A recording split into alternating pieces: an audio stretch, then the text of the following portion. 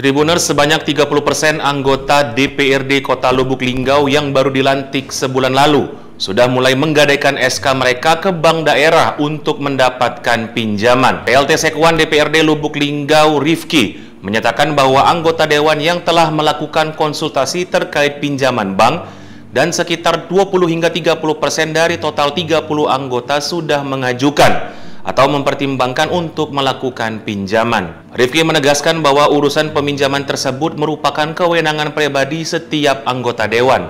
Sementara sekretariat hanya sebatas mengetahui adanya pengajuan tersebut. Selain itu, Rifki menyebutkan bahwa saat ini sekretariat sedang berkoordinasi untuk pengajuan pelantikan ketua DPRD definitif yang dijabat oleh Julian Effendi dari Partai Golkar. Sementara wakil ketua dari Partai Nasdem kemungkinan akan digantikan dari Ratna Dewi ke Eci Lasari. Untuk wakil ketua 2 dari Partai Gerindra, Henry Juniansyah, diperkirakan akan tetap menjabat. Pelantikan ketua DPRD definitif ini direncanakan dilakukan setelah perayaan HUT Kota Lubuk Linggau pada Kamis 17 Oktober 2024.